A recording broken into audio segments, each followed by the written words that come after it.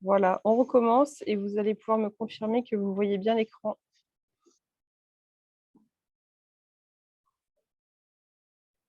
Je peux pousser ce truc. C'est très Oui, chaud. oui, c'est bon, c'est C'est tout bon? bon. Ok, super. Allez, bah, c'est parti. Donc, aujourd'hui, on va parler de la lactatémie en urgence. Ça fait partie de la série de 4 conférences qu'on fait pour vous aider à utiliser vos petits appareils que vous avez dans les trousses d'examen complémentaires pour le domicile. Évidemment, c'est tout à fait valable aussi pour l'utilisation en clinique. Je n'arrive pas à passer mes diapos. Voilà, c'est bon. Juste pour rappel, pour des raisons de droit d'image et de propriété intellectuelle, on vous demande de ne pas diffuser ces formations en externe. Ça doit être réservé à votre usage personnel strict. Alors, en introduction, les lactates, c'est un marqueur tardif mais quantitatif de l'hypoperfusion tissulaire. Et c'est donc dans cette fonction-là qu'on va l'utiliser, nous, en urgence. Ils peuvent être utiles comme outil de triage, comme indicateur pronostic et également comme cible thérapeutique potentielle. Donc, en fait, ils sont super utiles pour le vétérinaire urgentiste et il faut vraiment les utiliser sans modération. Et je pense que pour l'instant, il y a beaucoup de modération. J'espère qu'il y en aura moins à la fin de cette conférence. D'abord, qu'est-ce que c'est que les lactates? Alors, un petit peu d'histoire pour commencer. Initialement, ils ont été décrits comme le produit final du métabolisme anaérobie, ce qui est en fait vrai, mais qui n'est pas tout à fait complet. Ils ont été mesurés pour la première fois chez des patients dans les années 1850-1900, et c'est pendant la Première Guerre mondiale qu'on a constaté qu'ils étaient reliés à l'hypoperfusion. Il y a une première étude qui a été publiée en 1964 où l'hyperlactatémie était utilisée comme facteur pronostic négatif chez des patients qui avaient une baisse de débit sanguin et un état de choc. Et après, s'en sont suivies des dizaines d'années de recherche sur les lactates et maintenant, c'est vraiment ultra utilisé. Quelques définitions maintenant concernant les lactates. Les lactates, ce n'est pas équivalent à l'acide lactique. L'acide lactique, c'est un acide fort qui a un pK qui est relativement bas à 3,8, ce qui fait qu'au pH physiologique du chien, du chat, de l'homme, il est complètement dissocié en anion lactate et en proton. Donc, il n'y a pas normalement d'acide lactique dans le corps. Donc, quand on parle d'acidose lactique, ça ne correspond pas à de l'acide lactique, mais bien à des lactates. Et les lactates, ils sont produits lors du métabolisme des glucides. Il y a 2 isoformes qui existent, les D-lactates qui sont produits par des bactéries du tube digestif, qui nous intéressent du coup pas tellement, et les L-lactates qui sont produits par les cellules des mammifères, et la plupart des analyseurs ne vont mesurer que les L-lactates, ce qui nous arrange bien. Qu'est-ce que c'est que l'hyperlactatémie? C'est une concentration en lactate dans le sérum, le plasma, pas plasmé, ou le sang total, au-delà des intervalles de référence. Et donc l'acidose lactique, comme je vous ai dit, ça concerne bien les lactates et pas l'acide lactique. Et c'est une hyperlactatémie qui est associée à une acidose métabolique. On va revoir un petit peu la physiologie des lactates pour comprendre pourquoi est-ce qu'ils vont avoir tendance à monter, notamment lors d'hypoperfusion. Alors déjà, comment est-ce qu'ils sont produits ces lactates? Donc là, on va refaire un petit peu de biochimie. Ça va être super, ça va vous rappeler des très très bons souvenirs de prépa. Donc, en conditions physiologiques aérobie, eh bien, le glucose va être transformé via la glycolyse en pyruvate. Ensuite, cette glycolyse va permettre la production de 2 moles d'ATP par mol de glucose utilisé. Donc, l'ATP, je rappelle, c'est une source d'énergie directement utilisable par la cellule. Donc, la glycolyse est une voie de formation d'énergie pour la cellule, mais qui n'est pas extrêmement rentable parce que ça ne produit pas beaucoup d'ATP. Ce pyruvate qui est produit par la glycolyse, il va rentrer quasiment en totalité dans la mitochondrie, où il va être transformé en acétyl-CoA. Et là, merveille, l'acétyl-CoA rentre dans le cycle de Krebs. Alors, je vous ai pas fait l'affront de reprendre le cycle de Krebs parce que là, vraiment, j'avais envie de me pendre en préparant la conférence. Donc, le cycle de Krebs qui va permettre la production de quand même beaucoup d'ATP. Attention, ça ne se fait qu'en présence d'oxygène. Ensuite, tout ceci va être utilisé dans la chaîne respiratoire mitochondriale et va également permettre la production d'ATP, toujours uniquement en présence d'oxygène. Au final, il va y avoir production de 36 moles d'ATP par mol de glucose utilisé dans des conditions aérobies. Donc ça, c'est la vraie source d'énergie de la cellule et c'est la plus rentable. Qu'est-ce qui se passe avec les lactates dans tout ça? Pourquoi est-ce qu'il y en a qui sont produits? Eh bien, on a dit tout à l'heure que presque tout le pyruvate rentrait dans la mitochondrie, mais en fait, il y en a à peu près 10% qui va être transformé en lactate par la lactate déshydrogénase qui est dans le cytosol. Ces lactates, ils vont être transportés en dehors de la cellule ou bien utilisés directement sur place. Ou alors, ils peuvent être reconvertis en glucose via la néoglucogénèse. Donc, en conditions normales, il y a toujours production d'une petite quantité de lactate, ça c'est complètement normal.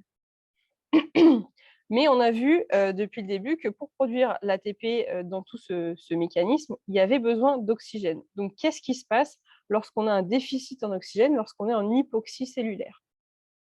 Eh bien, le cycle de Krebs et la chaîne respiratoire mitochondriale ne peuvent plus fonctionner correctement sans la présence d'oxygène, et donc on ne va plus pouvoir les utiliser pour produire de l'ATP.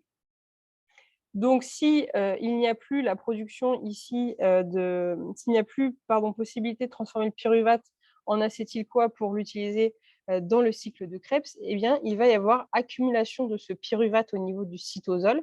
Et également, vous l'avez vu, dans l'intermédiaire de la glycolyse, il va y avoir transformation du NAD+ en NADH qui va s'accumuler aussi. Et donc, on va avoir diminution des stocks de NAD+. Donc ça veut dire qu'en fait, on ne va plus être capable de faire de la glycolyse normalement. Et le problème, c'est qu'on ne pouvait déjà plus utiliser le cycle de Krebs et la chaîne respiratoire pour former de l'ATP. Et là, on ne peut plus non plus utiliser la glycolyse pour former de l'ATP. Donc, il faut qu'on reconstitue ces stocks de NAD+. Et pour ça, eh bien, en fait, on va utiliser la formation des lactates qui, dans leur petite formule que vous voyez en bas, ça va utiliser le pyruvate et le NADH qui s'accumulent dans le cytosol. Ça va aussi utiliser des H+, qui avaient tendance à s'accumuler. Et ça va former des lactates. Et donc, la glycolyse peut reprendre et on va avoir de nouveau formation de 2 moles d'ATP par mol de glucose utilisé. Ce n'est pas la panacée, ce n'est pas très rentable comme production d'énergie, mais c'est mieux que rien. Donc, c'est ce que va utiliser la cellule en conditions d'hypoxie. Mais malheureusement, ça va entraîner une accumulation de lactate dans le cytosol. Donc, c'est pour ça que si on fait un petit peu un résumé de tout ça, en situation d'hypoxie, on va se retrouver avec une hyperlactatémie. Également, on sait que souvent, l'hyperlactatémie, elle est associée à une acidose métabolique. Pourquoi? Parce que l'ATP qui est utilisé pendant la glycolyse, il va libérer des H+ dans le cytosol. Et normalement, ces H+, ils vont retourner dans la mitochondrie pour maintenir le gradient qui est nécessaire pour le fonctionnement de la chaîne respiratoire. Mais en condition d'hypoxie, eh bien ça ne se fait pas. Et donc, les H+, ils vont s'accumuler dans le cytosol et ensuite, ils vont être transportés dans l'espace extracellulaire. Après, ils vont aller dans le sang, etc. Et donc, c'est pour ça qu'on se retrouve en situation d'acidose métabolique. Donc, l'hypoxie va donner une hyperlactatémie, on l'a vu, et une acidose, mais ce n'est pas, une fois de plus, par accumulation d'acide lactique, on l'a vu, mais simplement par réduction de la consommation des H+. La pharmacocinétique des lactates maintenant. Donc, où est-ce qu'ils sont produits ces lactates? Normalement, tous les tissus sont capables de produire des lactates. Au repos, ils sont essentiellement produits dans les muscles squelettiques, pour la grande majorité, au niveau du cerveau, des tissus adipeux, et après aussi dans d'autres endroits de manière plus anecdotique, le rein, le tube digestif, la peau, les globules rouges, les globules blancs, les plaquettes, etc. Ensuite, ils vont être également consommés, ces lactates, de manière physiologique. Le métabolisme, il se fait essentiellement au niveau hépatique, pour la grande majorité, et c'est un métabolisme qui est adaptable avec une augmentation importante possible dans les cas d'hyperlactatémie. Bien sûr, au bout d'un moment, ça ne va plus suffire. Et au niveau du cortex rénal, il y a aussi un métabolisme des lactates. En cas d'hypoperfusion, eh bien, si on se retrouve avec une hyperlactatémie, il va y avoir mise en place de mécanismes de régulation pour essayer de faire descendre ces lactates. Notamment, il va y avoir une augmentation de la consommation des lactates comme source d'énergie dans les muscles, le cœur et le cerveau. Et on a vu juste avant que le métabolisme hépatique était adaptable. Donc, il va y avoir une augmentation du métabolisme hépatique. Et ça, c'est un phénomène qui est saturable. Donc, évidemment, au bout d'un moment, ça ne suffira plus. Les lactates qui sont produits par les tissus, Ils vont être exportés vers l'interstitium, puis vers le plasma. Et c'est pour ça qu'on les retrouve dans le sang après, et que c'est là qu'on va les mesurer. Et ils vont avoir tendance à s'équilibrer entre le plasma et le compartiment intra-érythrocytaire. Alors maintenant, l'hyperlactatémie, justement, lorsqu'on va venir à dépasser les valeurs usuelles, qu'est-ce qui se passe? Qu'est-ce que c'est que l'hyperlactatémie? Eh bien, c'est la condition qui est la plus communément associée à une acidose métabolique chez le chien et le chat, et ça survient lorsque la production des lactates dépasse la consommation. Attention, ce n'est pas systématiquement lié à un métabolisme aérobie ou une acidose, mais bon, ça, c'est des cas un petit peu plus particuliers. Il y a quelqu'un qui parle. Ah non, c'est toi. C'est des cas un petit peu plus particuliers, donc on ne va pas forcément les développer, mais si vous avez envie de faire de la biblio là-dessus, je vous ai mis des références à la fin. La classification des hyperlactatémies, ça c'est un peu quand même important parce qu'il faut se rappeler que toutes les hyperlactatémies ne sont pas liées à une hypovolémie. C'est celle qui va nous intéresser, mais il n'y a pas que ça. Il va y avoir tout ce qu'on va appeler hyperlactatémie de type A. Donc les types A relatifs, c'est une augmentation de la demande en oxygène.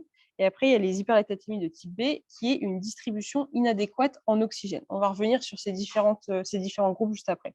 Et ensuite, on a toutes les hyperlactatémies de type B, sur lesquelles, là, nous, on va pouvoir...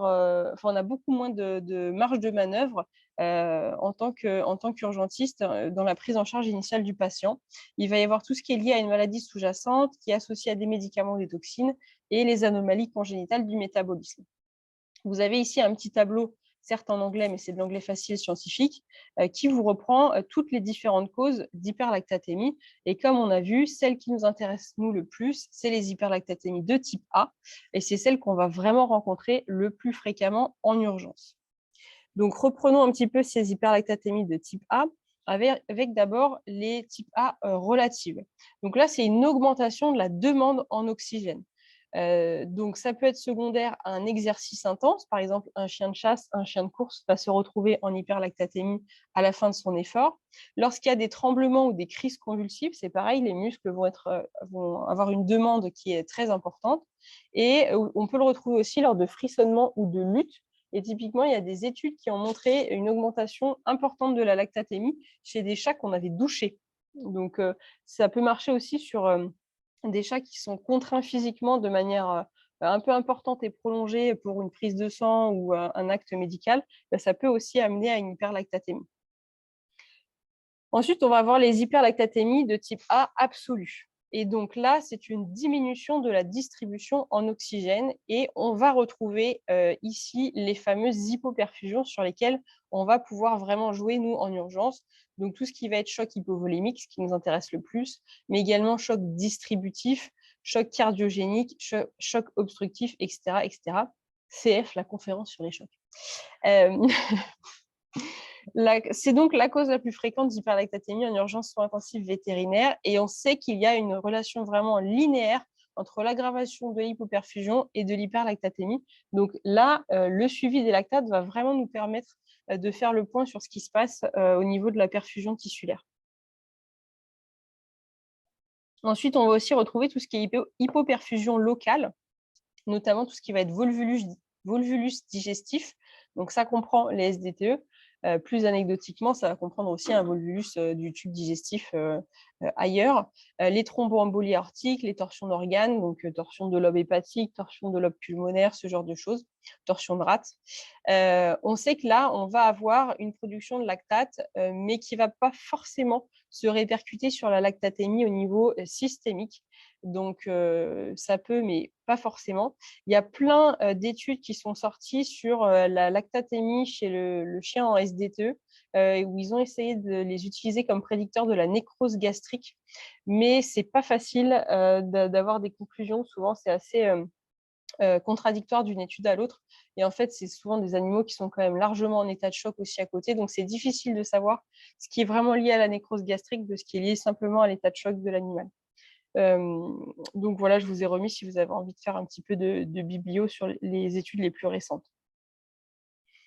Ensuite, ce qu'on va retrouver encore dans ces hyperlactatémies de type A absolu, on va avoir tout ce qui est anémie, forcément. Hein, si on n'a plus de globules rouges, on ne peut pas distribuer correctement son oxygène. Attention, si l'anémie elle est vraiment d'installation chronique, il peut y avoir une lactatémie normale puisque le corps a appris à s'habituer, entre guillemets. Lors d'hypoxie, mais ça c'est quand même relativement rare en médecine vétérinaire et c'est très tardif, et pour les intoxications au monoxyde de carbone, ce qui est également relativement anecdotique. Donc, si on revient au tableau, là, on vient de voir tout ce qui était hyperlactatémie de type A relative et absolue. Et maintenant, on va voir, mais sans rentrer non plus dans les détails, les hyperlactatémies de type B. Donc, on va avoir tout ce qui est secondaire à une maladie sous-jacente. Ça vaut quand même le coup de le garder dans un petit coin de sa tête. Les tumeurs, il y a plein de types de tumeurs qui produisent des lactates, donc directement au niveau des cellules tumorales. Donc, ça, il faut le garder aussi dans un coin de sa tête. Il peut y avoir aussi tout ce qui va être diabète sucré et essentiellement le diabète acidocétosique. On va avoir des altérations du métabolisme des glucides. Lors d'insuffisance hépatique ou rénale, eh bien, forcément, on altère le métabolisme des lactates. Et il y en a encore plein d'autres, hein, CF, le tableau, si vous voulez tout le détail. Tout ce qui va être secondaire, ensuite, à des médicaments ou à des toxines, ça, c'est les hyperlactatémies de type B2. Je vous ai mis des exemples, hein, ce n'est pas exhaustif, de médicaments et de toxiques qui donnent des hyperlactatémies. Dans les médicaments, on va retrouver le paracétamol, les bêta-2 agonistes, le propofol, les corticoïdes, le lactulose. Et dans les toxiques, c'est essentiellement les méthylxanthines, donc théobromine du chocolat et la caféine, et tout ce qui va être alcool, donc notamment l'éthylène glycol et le xylitol. Et les hyperlactatémies de type B3, secondaires à des anomalies congénitales du métabolisme. Alors ça, autant vous dire que clairement, nous, en tant qu'urgentistes, on s'en fout. Hein.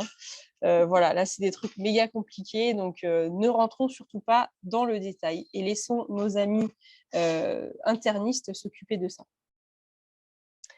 Voilà un petit peu pour les hyperlactatémies. Alors du coup, comment est-ce qu'on va mesurer cette lactatémie pour savoir si on est dans des valeurs usuelles ou si on a bel et bien une hyperlactatémie? C'est un acte qui est quand même relativement indispensable en urgence et que ce soit à domicile ou à la clinique, on a besoin de techniques rapides et faciles pour mesurer tout ça. Donc, à Domvet, en tout cas, on utilise le Edgeblood Lactate Test Strip. Je ne sais pas si c'est le même à Vetodom ou pas. C'est probablement le même. Mais bon, après, sinon, ça va être quand même... C'est le même, parfait. Mais sinon, il en existe quand même d'autres. C'est relativement équivalent à chaque fois. C'est les mêmes principes. Hein. Donc, première chose, ça va être de choisir son site de prélèvement. Il y a des études qui ont montré qu'il n'y avait pas de différence significative dans les valeurs, que ce soit veineux, artériel ou capillaire. Donc, globalement, on va essayer de choisir le truc qui est le plus pratique. Le petit lactatomètre qu'on a, il est fait normalement pour une analyse sur sang total capillaire. Donc, la petite goutte que vous prélevez à l'oreille, à la babine, au niveau du coussinet, peu importe. Ça marche quand même évidemment aussi si, admettons, vous êtes en train de poser un cathéter et que vous récupérez la goutte de sang au cathé, ça va marcher aussi. Hein. Si jamais vous devez mettre du sang dans un tube avant de faire votre analyse, il faut utiliser des tubes héparinés ou EDTA.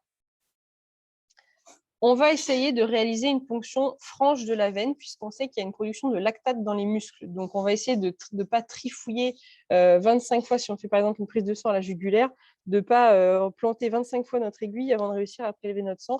Ça peut être un petit peu faussé. Et il est recommandé, ensuite on fait aussi un peu comme on peut, il est recommandé si on fait un suivi de la lactatémie de toujours réutiliser le même site de ponction.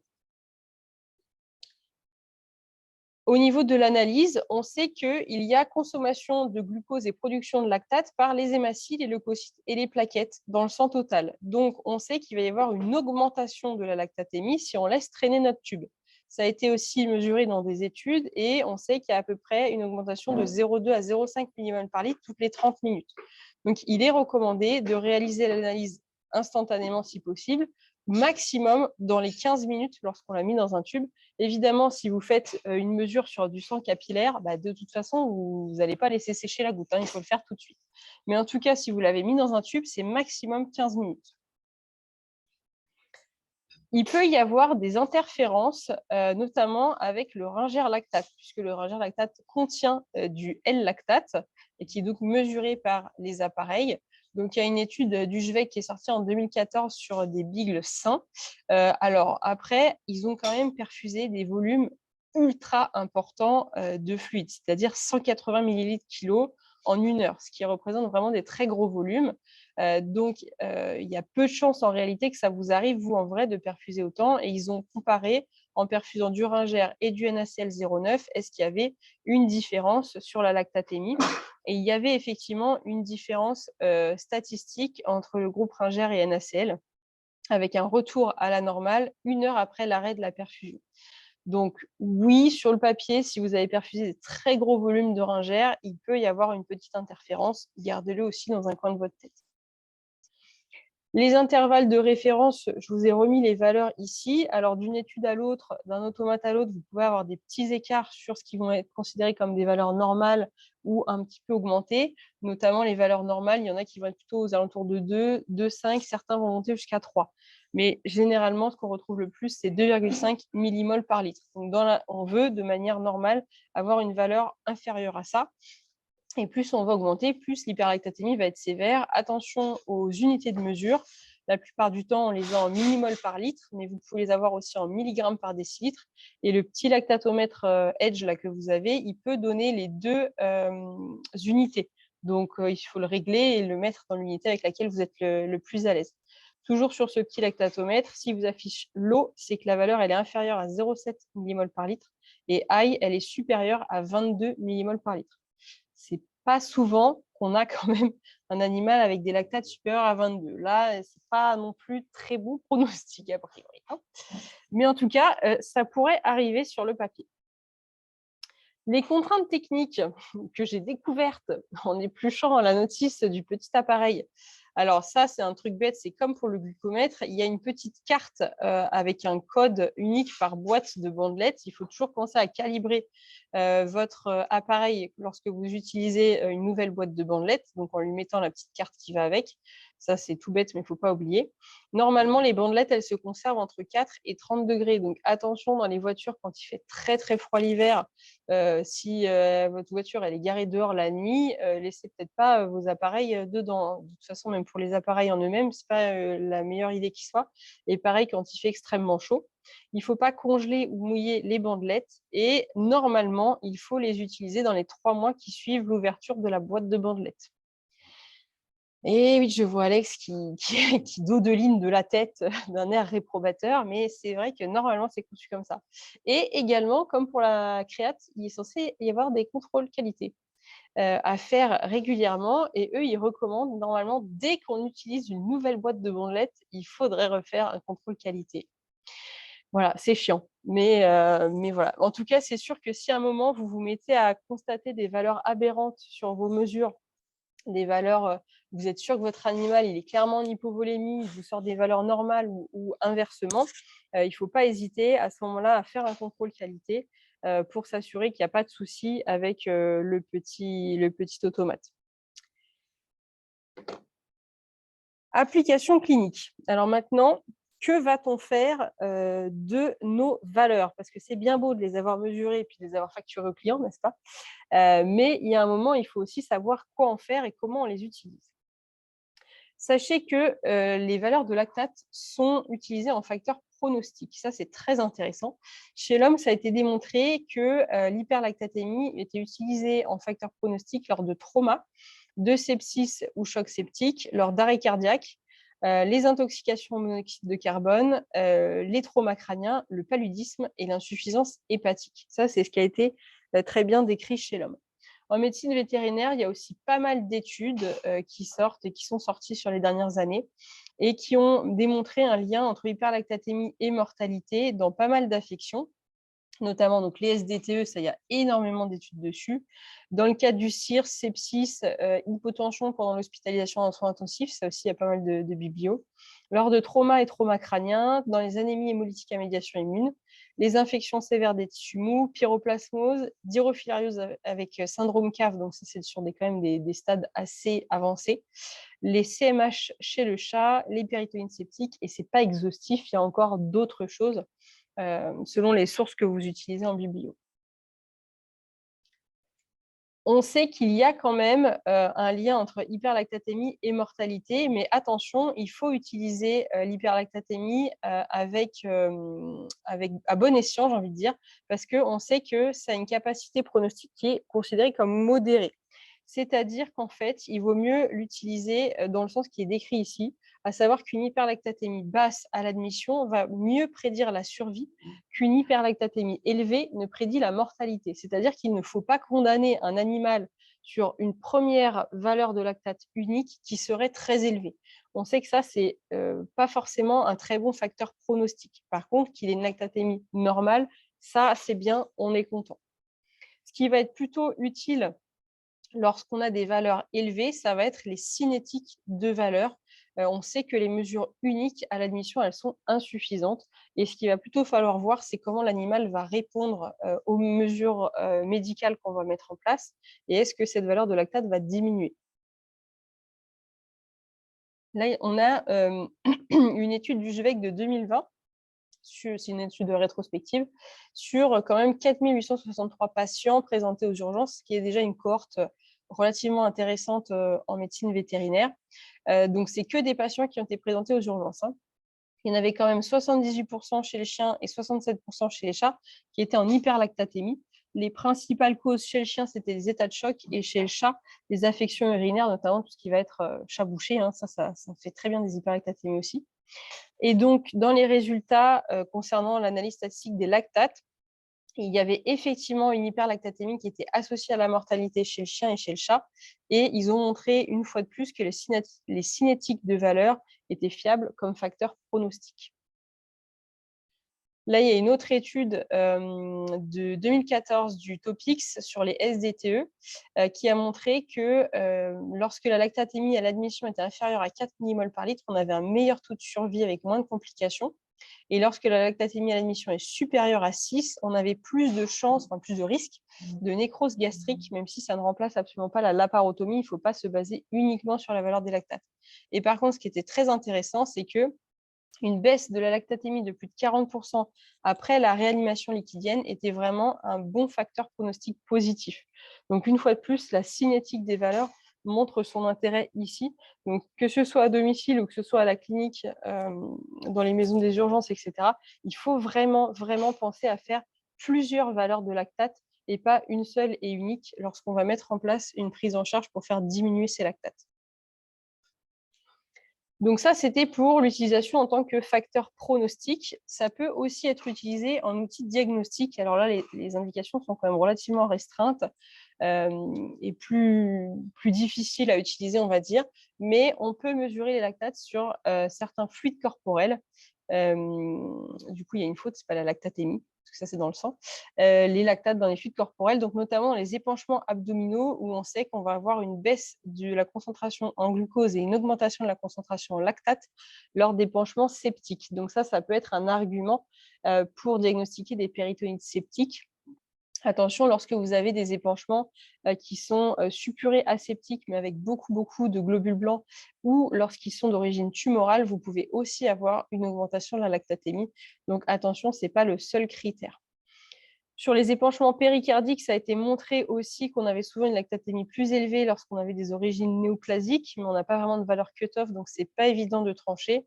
Et puis, il y a des études qui s'amusent aussi à montrer les valeurs de lactate sur le liquide synovial, le liquide céphalorachidien, ce genre de choses, toujours en lien généralement avec des processus septiques. Donc voilà pour l'outil diagnostique. Et ensuite, il va être utilisé comme outil thérapeutique. Et donc ça, c'est le plus important pour nous là, c'est qu'on va pouvoir vraiment voir l'efficacité de notre prise en charge grâce au suivi des lactates. Donc, si je vous remets le petit tableau de tout à l'heure sur la classification des hyperlactatémies, on se rappelle que celle qui nous intéresse le plus, nous, en urgence, ce sont les hyperlactatémies de type A et notamment les types A absolus, puisque c'est là-dedans qu'on va retrouver tout ce qui est hypoperfusion.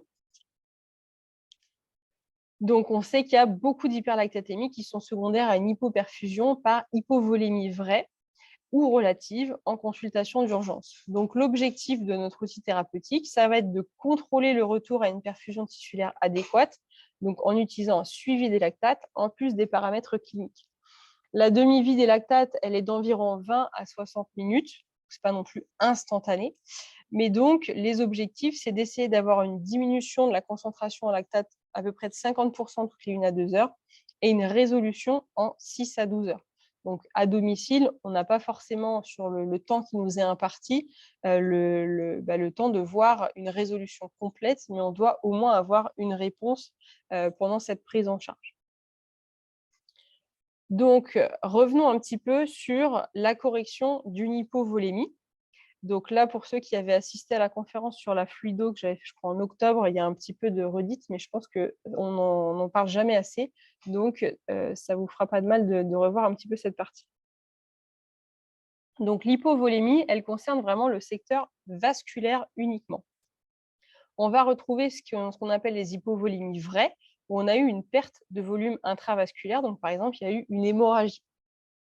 Et on va les distinguer des hypovolémies relatives, ce qu'on appelle le choc distributif, lorsqu'on a une inadéquation entre le contenant et le contenu. C'est-à-dire qu'on n'a pas eu de perte de volume, mais le contenant, donc le système cardiovasculaire, n'est plus capable de s'adapter. Et donc, il va y avoir une inadéquation par rapport au contenu, ce qui va mimer une hypovolémie. Comment est-ce qu'on évalue la volémie de manière clinique? Ça, c'est vraiment ultra, méga, super important. Tout le monde doit absolument maîtriser les paramètres cliniques de la volémie. À domicile, vous n'avez pas beaucoup d'éléments pour vous orienter sur vos cas, si ce n'est vos yeux, vos mains, vos oreilles. Donc, il faut vraiment maîtriser à fond l'examen clinique et donc savoir diagnostiquer une hypovolémie cliniquement, c'est très important. Donc, les principaux paramètres qu'on va aller regarder, c'est ceux qui sont en gras ici. La fréquence cardiaque, la qualité du pouls, la couleur des muqueuses, le TRC, la température des extrémités et le statut mental. Ça, c'est vraiment les 6 paramètres de la volémie qu'il faut absolument connaître sur le bout des doigts. Après, il y en a 3 autres, mais qui sont plus difficiles à avoir, notamment lorsqu'on arrive à un instant T et qu'on n'a pas de suivi de l'animal. C'est la diurèse, la turgescence cutanée, ça des fois on peut le voir, c'est l'inverse du pli de peau en fait. Quand ils sont en hypervolémie, ils vont avoir la peau qui devient comme de la jelly. Et puis le suivi du poids aussi, puisqu'ils vont avoir tendance à prendre du poids lorsqu'ils sont en hypervolémie. Un petit tableau qui vous rappelle comment va varier comment vont varier les paramètres cliniques de la volémie lors d'un choc. Donc, selon si le choc il est débutant, modéré ou sévère, ces paramètres ils vont varier différemment et il peut y avoir des petites différences entre le chien et le chat.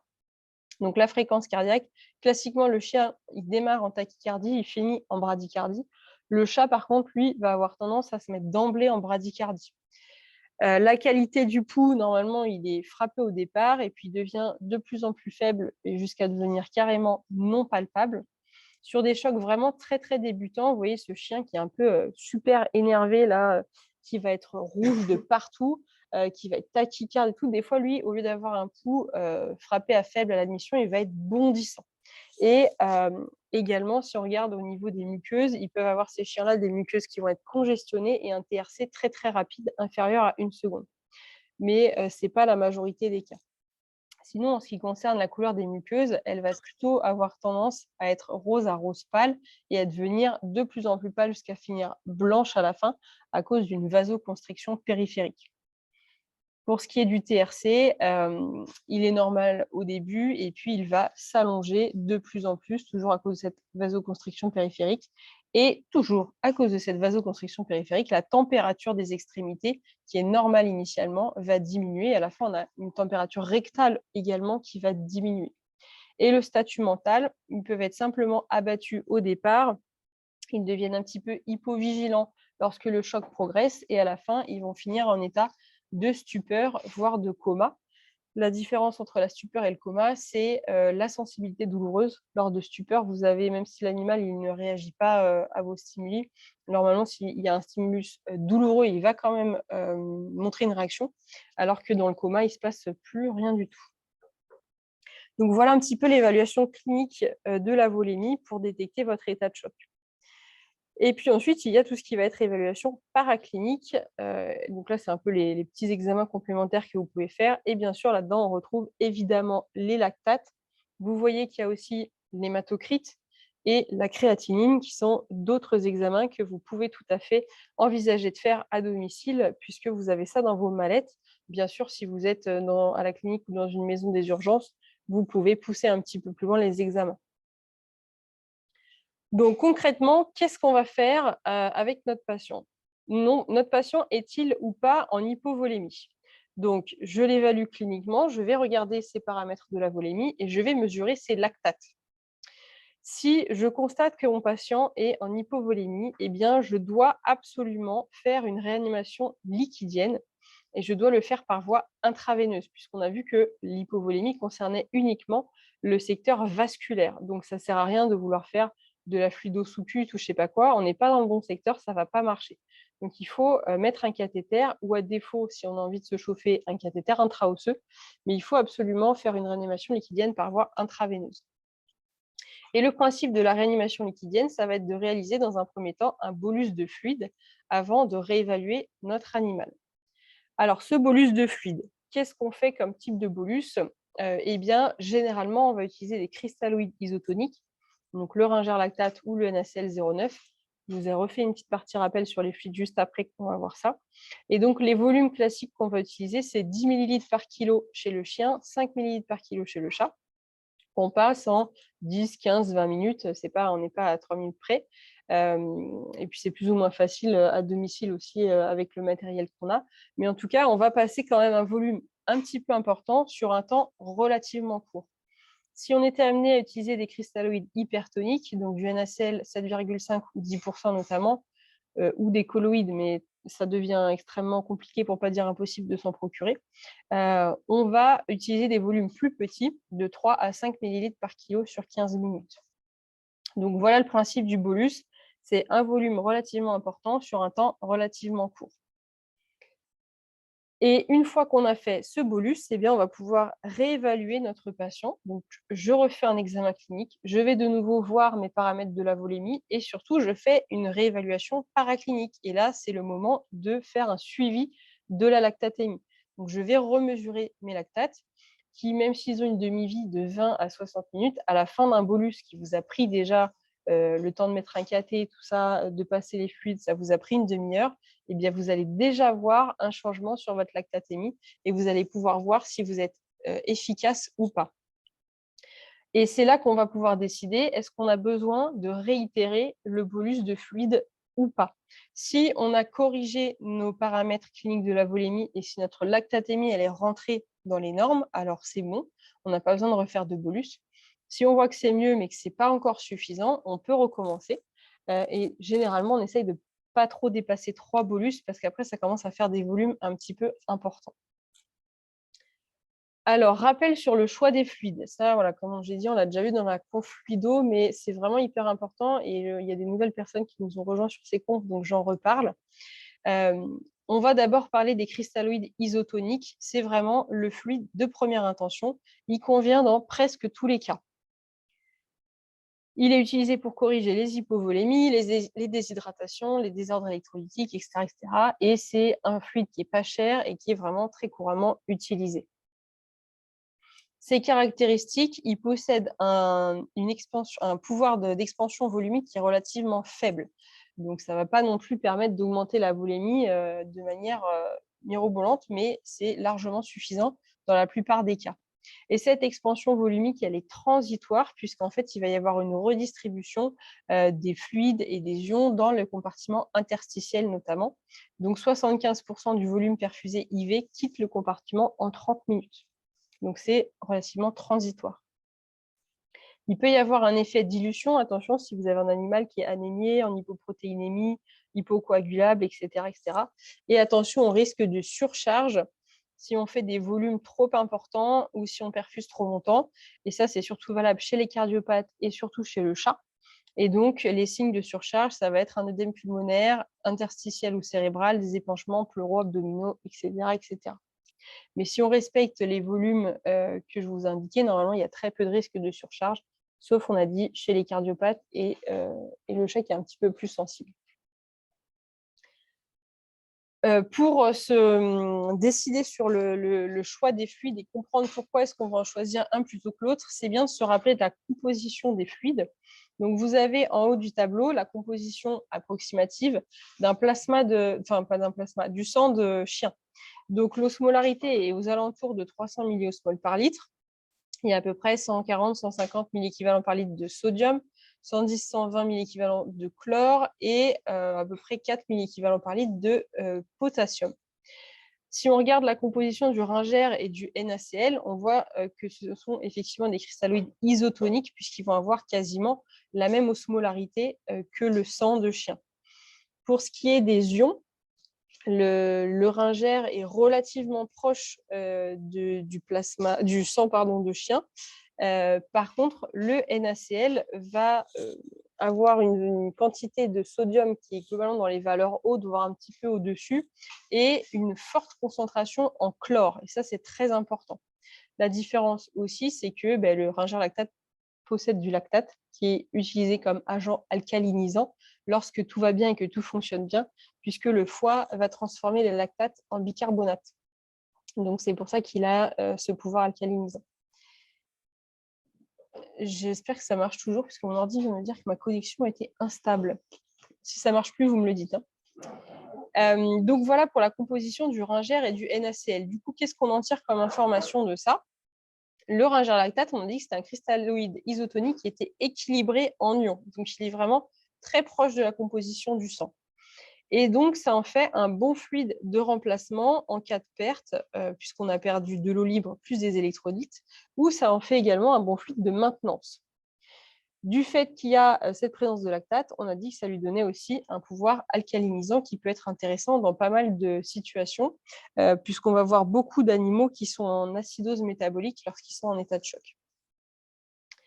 Le NaCl, attention, lui, c'est un cristalloïde isotonique qui n'est pas équilibré en ions. Donc, il possède beaucoup de sodium et surtout vraiment beaucoup de chlore par rapport à ce qu'il y a normalement dans le sang. Donc, c'est un bon fluide de remplacement si jamais il y a eu des pertes. Par contre, ce n'est pas un bon fluide de maintenance. Et ça, c'est vraiment très important. Il y a plein de vétos qui mettent les animaux hospitalisés sous NaCl pendant des fois plusieurs jours. Eh bien, ce n'est pas une bonne idée puisque on va leur apporter beaucoup de sodium et surtout beaucoup trop de chlore. Et on va donc les mettre en acétose métabolique hyperchlorémique. Et donc, ça, ce n'est pas une bonne idée. Donc, voilà, c'est exactement ce que je viens de vous dire. Donc, il y a un risque d'hypernatrémie et d'acidose métabolique hyperchlorémique lorsqu'on utilise trop ou trop longtemps le NaCl 0,9. Donc, il faut éviter de l'utiliser comme fluide d'entretien sur plusieurs heures, plusieurs jours. Bien sûr, vous, à domicile, vous faites surtout des interventions courtes.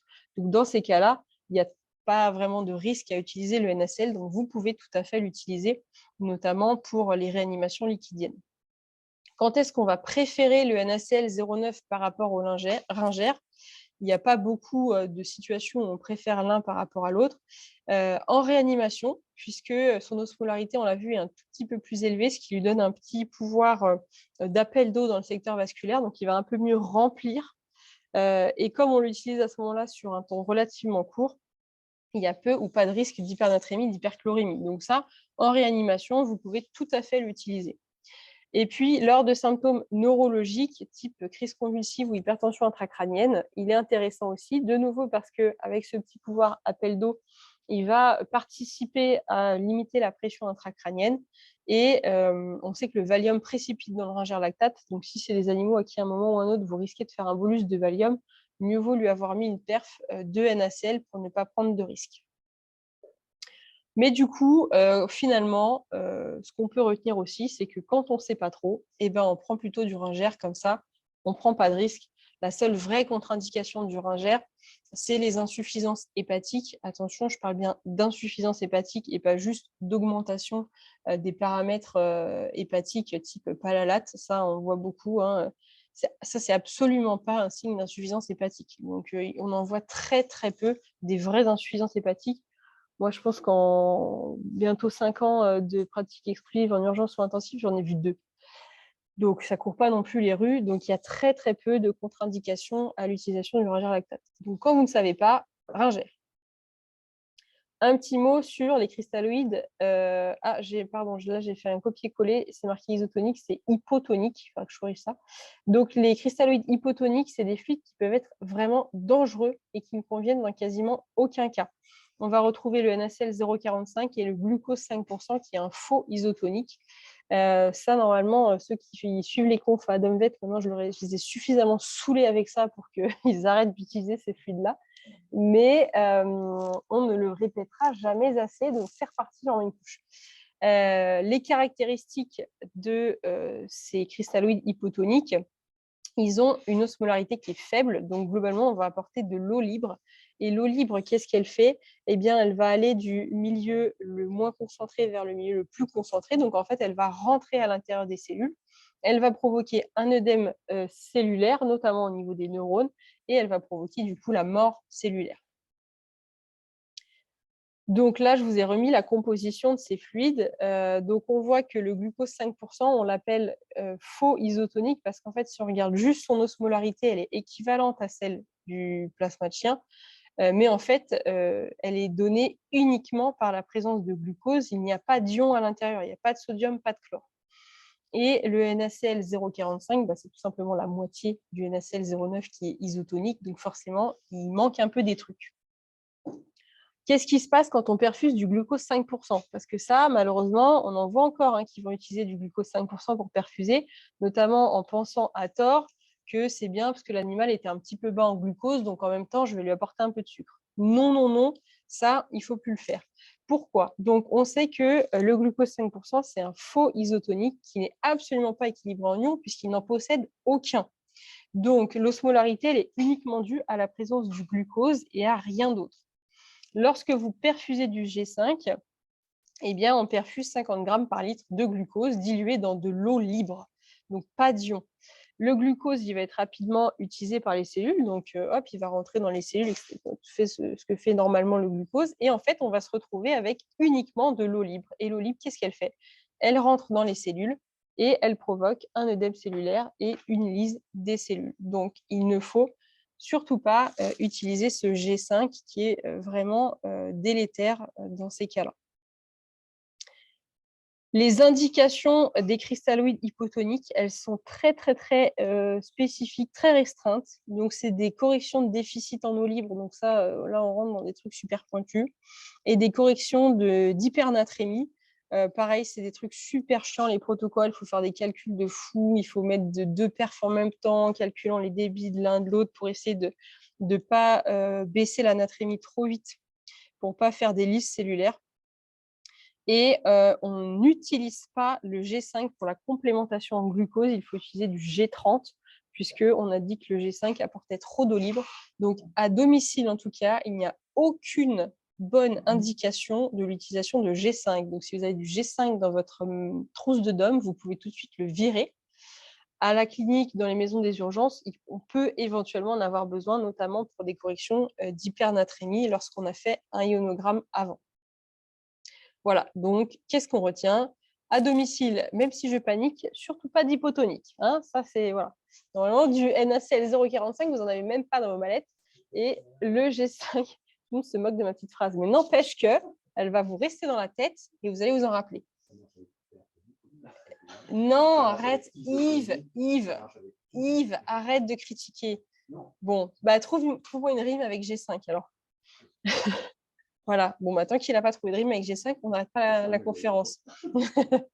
Non, mais en tout cas, vraiment, aucune bonne indication des hypotoniques à la maison. C'est vraiment super délétère. Et si vous faites ça sur un état de choc, vous allez le finir. Vraiment, il va décéder. Donc, pas d'hypotonique.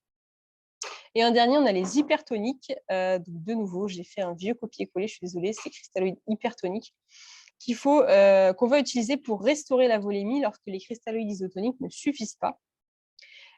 Donc, on va avoir des caractéristiques un petit peu différentes, notamment une expansion volumique qui est très importante. Tout à l'heure, on était de l'ordre de 20% de mémoire.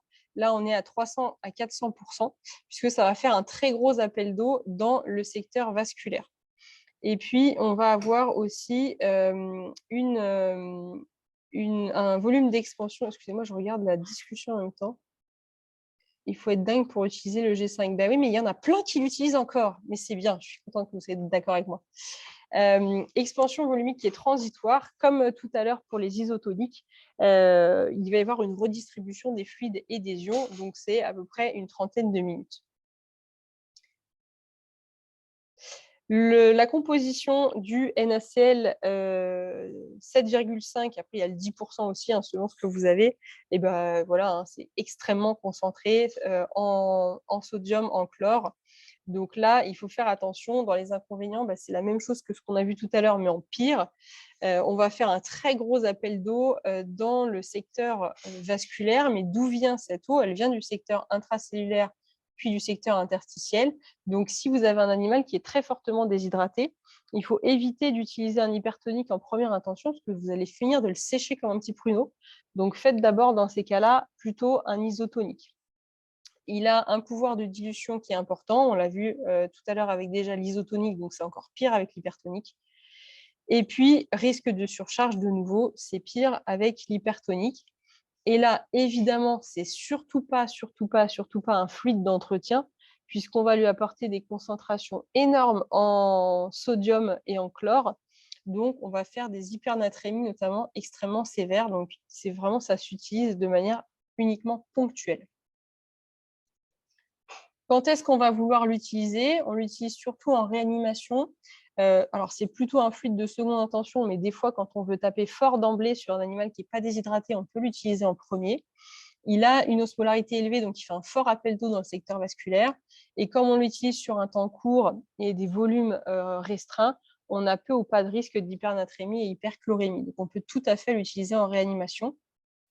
Et c'est le traitement de choix pour les hypertensions intracrâniennes avec un œdème cérébral, puisque donc on va faire un appel d'eau du secteur intracellulaire, notamment neuronal, vers le secteur vasculaire. Donc ça va baisser la pression intracrânienne. Et comme ça augmente aussi la volémie, ça va augmenter la pression de perfusion cérébrale. Pour plus d'informations, nous avons une course sur le trauma crânien prévue dans quelques mois. Voilà, suite au prochain épisode. Donc là, c'est bien, on vient de parler des fluides, mais revenons un petit peu à nos lactates. Donc là, on est d'accord qu'on avait évalué notre patient, on avait mis en évidence des paramètres de la volémie qui étaient défaillants, on avait mis en évidence une hyperlactatémie. Nous avons fait notre réanimation liquidienne. Donc, on a fait entre 1 et 3 bolus maximum. Et là, je m'aperçois que ma lactatémie ne baisse plus ou ne baisse pas du tout. Depuis le départ, ça ne veut pas baisser. Qu'est-ce que je fais de ça? Eh bien, deux situations. Soit j'estime que j'ai bien corrigé ma volémie. Donc, j'ai apporté suffisamment de fluide. Je trouve que mes paramètres cliniques de la volémie se sont bien améliorés, etc. Mais malgré tout, j'ai une hyperlactatémie persistante. Peut-être qu'il faut aller rechercher une autre cause d'hyperlactatémie. Comme on a vu dans le tableau tout à l'heure, il peut y avoir d'autres choses qui engendrent la production de lactate. N'hésitez pas à intervenir de vive voix, parce que je ne sais pas si vous voyez la fenêtre de dialogue qui s'affiche, sinon. Mais... Elodie nous dit, en cas de suspicion d'hypertension intracrânienne, est-ce qu'il est dangereux de faire un bolus hypertonique sans avoir de certitude de l'hypertension? Alors, a priori, non. Sauf si tu as un risque de le mettre en hypervolémie, donc si c'est un patient qui n'est pas capable de tolérer un bolus hypertonique, donc rapport aux effets indésirables qu'on a vus juste avant. Donc, est-ce que c'est un cardiopathe, un truc comme ça, où là, tu vas être un petit peu frileux sur le bolus? Mais sinon, je dirais qu'il vaut mieux faire un bolus d'hypertonique à l'aveugle que de laisser progresser une hypertension intracrânienne. Donc moi, j'aurais plutôt tendance à dire de le faire que de ne pas le faire, mais après, c'est bien sûr à adapter à toutes les situations. Mais il n'y a pas énormément de risques quand même, sauf les effets indésirables qu'on a vus juste avant. Donc voilà, comme on disait, soit on a bien corrigé sa volémie, et dans ce cas-là, il faut éventuellement aller chercher une autre cause d'hyperlactatémie. Donc on revient au tableau qu'on a vu tout à l'heure. Il peut avoir eu une hyperlactatémie à la fois parce qu'il était en choc hypovolémique et à la fois parce qu'il y a un problème sous-jacent qui engendre aussi la production de lactate. Et deuxième option, eh bien, je n'arrive pas en fait à corriger cette volémie. J'ai fait tout mon protocole, j'ai bien fait mes trucs, j'ai fait mes bolus, etc. Et malgré ça, ça ne suffit pas. Je vois que mon animal est toujours en hypovolémie, il a toujours les lactates qui sont élevés. Et bien dans ce cas-là, il va sûrement avoir besoin d'une prise en charge plus agressive, peut-être d'une transfusion selon les cas, peut-être l'utilisation de vasopresseurs comme la noradrénaline, pour l'aider à maintenir sa pression. Et dans ce cas-là, eh bien, il faut le référer. Alors, ne le référez pas à la clinique de Lyon, car nous n'arrivons pas à nous procurer de la noradrénaline, mais un jour peut-être. Voilà. Voilà un petit peu ce que je pouvais vous dire sur les lactates. En conclusion, quand est-ce que je dégaine mon lactatomètre? Eh bien, il y a quand même pas mal de cas. Tout animal qui est en état de choc ou en hypovolémie, ce qui représente beaucoup de cas qu'on va voir en urgence, tout cela, il faut absolument faire des lactates et surtout faire un suivi de la lactatémie pendant votre prise en charge. Évidemment, tout ce qui va être trauma et trauma crânien, ça doit impérativement avoir des lactates. Ça fait d'ailleurs partie du minimum database dont on a déjà parlé parce qu'il y a aussi dedans la créate, la glycémie et il y a aussi hématocrit hémoglobine. Donc, vous avez de quoi faire une bonne partie du minimum database avec vos mallettes d'examen complémentaires. Les animaux anémiés, ça peut être aussi intéressant de faire la lactatémie puisque ça pourra vous amener à vous dire que, notamment à domicile, s'il est très anémié et qu'il y a une hyperlactatémie, ça peut être parce que vraiment, il n'arrive plus à distribuer correctement son oxygène au tissu. Et là, ça peut vraiment être un critère pour le référer en hospitalisation le jour même. Si il est un peu palo, vous lui faites une hémoglobine, oui, il est un petit peu anémié et tout, mais bon, il arrive quand même à apporter suffisamment d'oxygène à ses tissus. On est un peu moins sur une situation d'urgence, dépendamment de la cause d'anémie, bien sûr. CF la prochaine course. Mais en tout cas, ça peut être un critère aussi de vous dire « Ah non, là, il faut absolument que je le réfère tout de suite », sachant qu'en plus, attention, sur un animal anémie à qui vous feriez des bolus de fluide, vous allez encore diluer ses globules rouges et aggraver son anémie. Donc ça peut être vraiment un critère pour le référer. Et puis après, tous les patients qui sont très malades, hein, on en voit beaucoup, on ne sait pas trop ce qu'ils ont. Ah ben allez, hein, on cède quand même un peu des trousses d'examen complémentaires qu'on a, donc on n'hésite pas à faire des lactates à ces patients-là.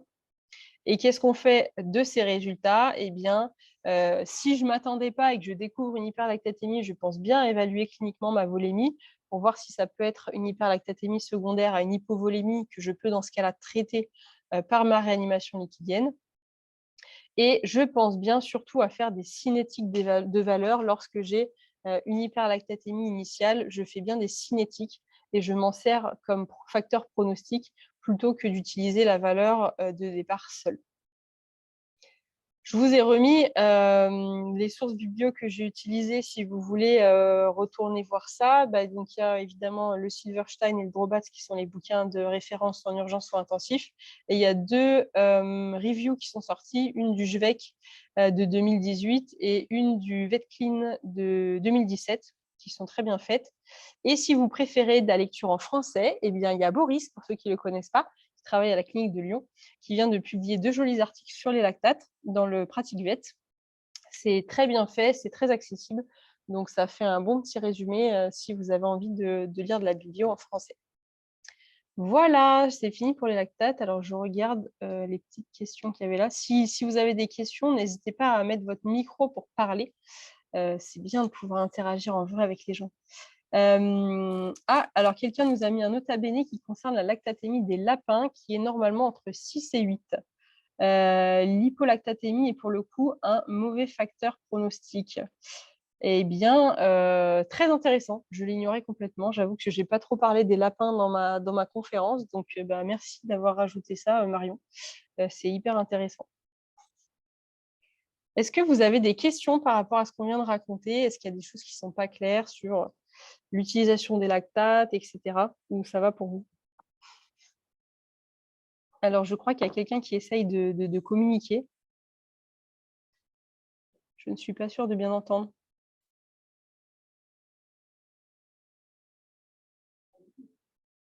Alors, quelqu'un a dit la valeur de lactate n'est pas proportionnelle à la sévérité, par exemple, lactate explosé. Alors, effectivement, comme on a dit, la cinétique est plus intéressante que la valeur initiale. Maintenant, c'est sûr que vous avez, par exemple, un SDTE. Vous lui faites une première valeur de lactate, il est à 20. Ça sent pas très bon. Mais par contre, s'il est à 20 au départ, vous lui faites déjà un premier bolus et il redescend à 8, là, par contre, c'est cool. Il répond super bien à votre prise en charge. Mais donc, oui, c'est quand même relié, l'hyperlactatémie initiale à la mortalité. Mais comme on a dit tout à l'heure, une lactatémie normale va mieux prédire la survie qu'une lactatémie élevée ne va prédire la mort. Donc, ce n'est pas parce que votre SDTE que vous voyez là, il est à 20 au départ, que c'est sûr qu'il va mourir.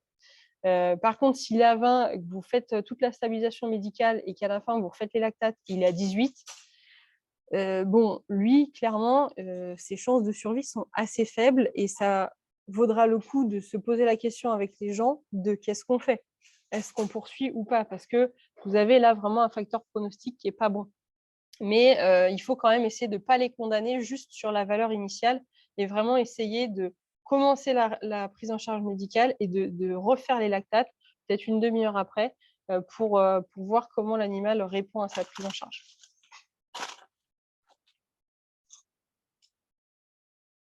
Est-ce qu'il y avait d'autres questions? Ou d'autres remarques? C'est pas forcément des questions d'ailleurs, comme le truc sur les lapins, hyper intéressant.